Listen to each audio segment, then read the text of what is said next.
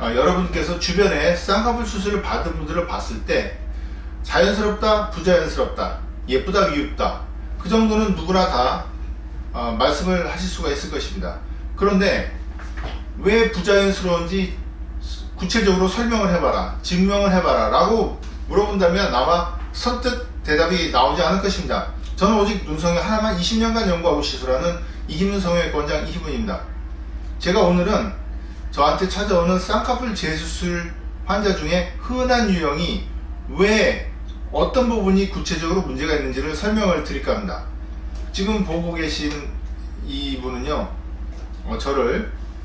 저에게 쌍꺼풀 재수술을 받기 위해서 찾아오신 분이고 전후 사진인데요, 수술이 잘 되고 못 되고 예쁘고 미흡고를 떠나서 아주 흔한 유형입니다. 뭐냐면 이렇게 눈 앞쪽이 기울면서 아웃라인으로 빠진 경우, 이렇게 앞으로 기울어진 눈이 저를 찾아오신 분들 중에 아주 가장 많은 유형입니다. 그럼 어떻게 고쳐야 되겠습니까? 당연히 둥근 눈, 이렇게 둥글고 아웃폴드 라인에 가능하면 인에 가깝게 교정을 해야 되겠죠.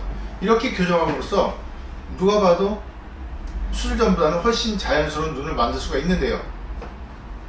그런데 이런 유형의 눈을 딱히 뭐다 이렇게 쉽게 이름을 붙이고 싶어도 떠오르지 않습니다. 예를 들자면 기울었으니까 앵그리버드는, 부엉이는, 글쎄 뭐라고 표현을 해야 될지 모르겠습니다. 그래서 제가 그림을 그려봤는데요, 이렇게 그림을 그리자면 이런 모양이 아닌가 싶습니다. 지금 위에 보면은 이렇게 좀 가운데가 꺾이고 삼각형으로 기울지 않았습니까? 이거를 이런 식으로 둥글게 교정을 하는 그런 상황입니다. 즉 도해로 그려봤는데요, 이렇게 그리면 좀 이해가 가실지 모르겠습니다. 왜냐면 도해니까요. 그래서 이렇게 제가 보여드렸네요. 자, 쌍꺼풀 수술을 한 다음에 이렇게 계속 일률적인 결과로 나온다면 누가 수술해도 함정에 빠질 수밖에 없는 그런 문제가 있는 것이 아닐까요? 맞습니다. 그래서 제가 이름은 제가 못 정했지만 어떤 증후군이라고 표현을 해도 좋을 것 같습니다. 즉 눈이 잘못되는 증후군, 이렇게 표현할 수도 있겠는데요, 눈 앞쪽에 보면 눈 뜨는 근막이 이렇게 연결되어 있습니다. 그런데 그냥 쌍꺼풀 수술만 하면 조금 졸려 보일지 모르겠는데 여기에 눈 뜨는 근막을 단축을 시도하는 경우가 많습니다. 왜냐하면 눈이 좀 더 떠지면 예쁘기 때문인데요. 그런 과정에서 이쪽이 끌려가는 것입니다.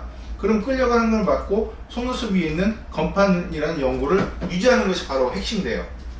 그래서 저는 이제 애초에 그렇게 둥근 형태를 유지하는데 중점을 두고 있는데 이미 이렇게 되신 분들이 많습니다. 저를 찾아오시면 다시 이렇게 둥글게 교정을 하는 것입니다.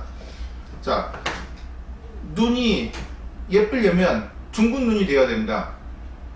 한국 사람들은 반달형의 눈이라고 표현하고 미국 사람들은 아몬드형 이런 식으로 표현을 하는 경향이 있습니다.